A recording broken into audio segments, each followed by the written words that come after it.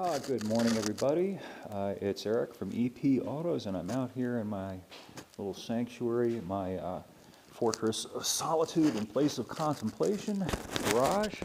And today, I'd like to talk with you about something that I wrote about a few weeks ago, and that has to do with the event data recorders and the telematics that are becoming increasingly common, indeed that the government wants to mandate as part of the standard equipment package, of course, in the name of safety. They always talk about our safety, don't they, when they make these mandates. Anyway, the thing that I'd like to share with you, and this might be just a little awkward because I've only got two hands here. This week, Volkswagen sent me the new Golf TDI to test drive, and as I always do when I drive these vehicles, excuse me, as I get situated here, and here you can see this little card that they, hopefully you can see this, they put in each of the cars for journalists like myself to look at that tells you the specifics of the car that you're driving. But I always like to go a little further, and read the owner's manual as well as the press kit stuff that they provide. And here in the Volkswagen owner's manual, here's the 2015 VW Golf. Let's see if I can find that again. See, I knew this was going to happen. Gosh, I hate it when this happens. I had it all marked out. Bear with me a minute. We'll find it. Anyway, what I wanted to show you or talk with you about is, here we go, the same thing that I wrote about a few weeks ago, and I also referenced the Mercedes-Benz owner's manual at that time, and here we are on page 32 of the 2015 Volkswagen Golf owner's manual. The Volkswagen comes with something called Volkswagen CarNet services. They're provided by Verizon Telematics, which means that Volkswagen is partnering with one of these big telecoms, these same telecoms that worked hand in glove with the government, both under Bush and now under Obama, to just hand over your data willy-nilly whenever they asked for it, without, of course, even telling you that they're doing it. Now we know that they're doing it thanks to some of these poor whistleblowers who are being hounded to the ends of the earth for letting us know what, quote-unquote, our government is doing to keep us, quote-unquote, safe. At any rate, just like the Mercedes, the Volkswagen comes with this system that collects data and not only collects it, but actually transmit it and may or may not do it with your consent. Let me find the exact language here for you.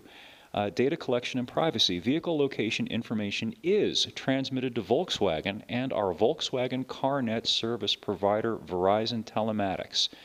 So how about that? Your information of your vehicle, it says your name on the title and you're the guy or gal who cut the check or you're making the payments, but nonetheless, Volkswagen apparently thinks that the data belongs to them and also, of course, to the government. And you unfortunately don't have the option of not having this stuff in your car. That's the exceptionally creepy part. They force you to have this stuff, or they force you in the sense that, sure, you don't have to buy a car, in which case you can avoid having to have the telematics system and the black box data recorder in your car.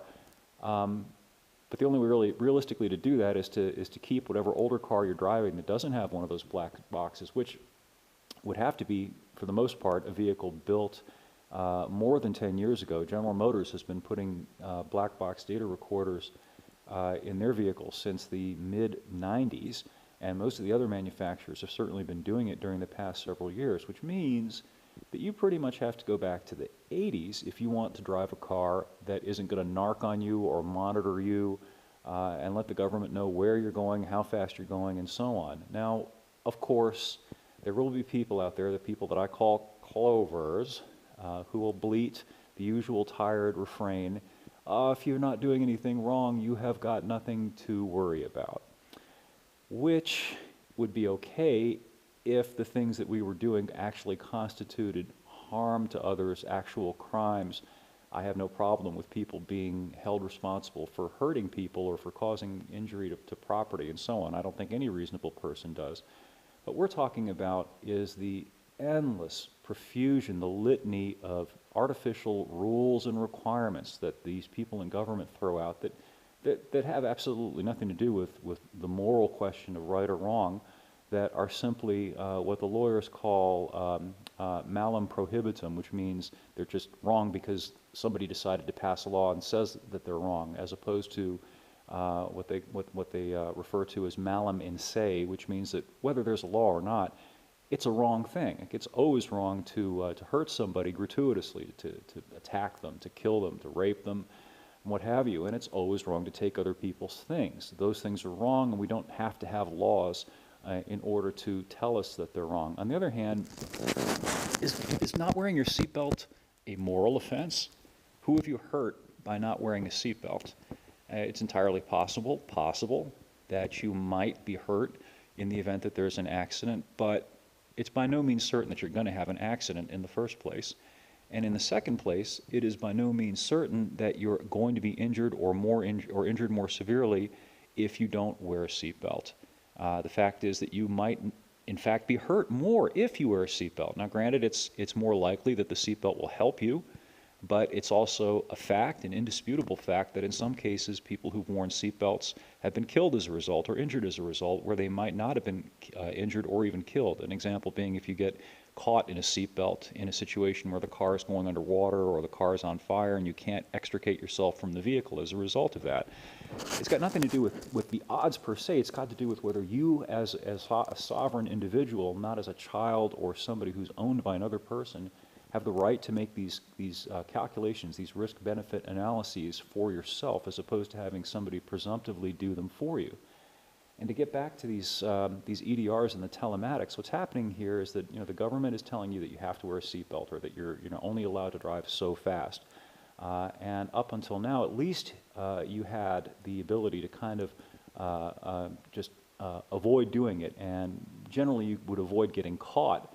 And that is punished for these non-crimes. But now they're kind of systematically putting out this control grid, this electronic control grid, which will make it impossible for any of us to leave our homes without complying with all of this rigmarole and being monitored constantly and punished when we violate the dictates laid down by our supposed betters, our supposed superior people in the government who seem to know how to live life better than we do. It's all rather creepy. And I'm kind of concerned about it, and I'm kind of alarmed about it, and I'll tell you something else. I've done a number of radio interviews in the last several days, and very few people, even people in the media, the people conducting the interviews with me, are aware of the fact that vehicles have these EDRs now, and that they are capable of monitoring what you do when you're in your vehicle, and of transmitting that information without your consent to not just the car companies, but to the government. And they're, in my opinion, very justifiably alarmed about it. So the question becomes now, what do we do about it? And that question applies to so many things across the board.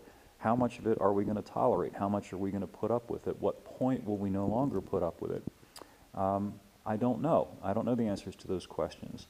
And that includes speaking for me. I'm at the point of certainly being able to argue about these things, to try to make the case for freedom, for liberty, as opposed to the case for coercive authoritarianism and endless reciprocal busybodyism, which is what we have now. We've got people like our eponymous Clover who believe they have the right to do violence to people in order to force them to do things like wear a seatbelt.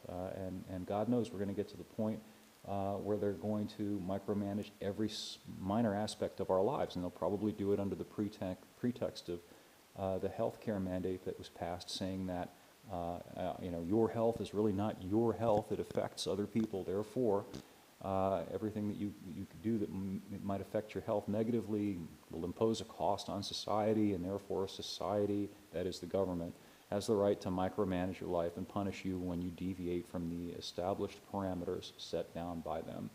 It's pretty bleak, and that's why I come out here to the garage sometimes, and I like to survey my toys, and sometimes I like to just piddle around with things like this old dirt bike here that I've been doing a bunch of work on. Superman had his crystals and his Fortress of Solitude. I've got my old stuff, which is blessedly free of all of the junk that they're putting on the new stuff. And I'm going to do another vidcast about that in the near future. I'll talk about my old Trans Am here, which is kind of a redneck red Barchetta. You might remember red Barchetta from Rush. At any rate, I'm going to go ahead and sign off now, and I'm going to put this up at epautos.com, and I'm going to try to enclose a screenshot of the owner's manual from the 2015 Golf.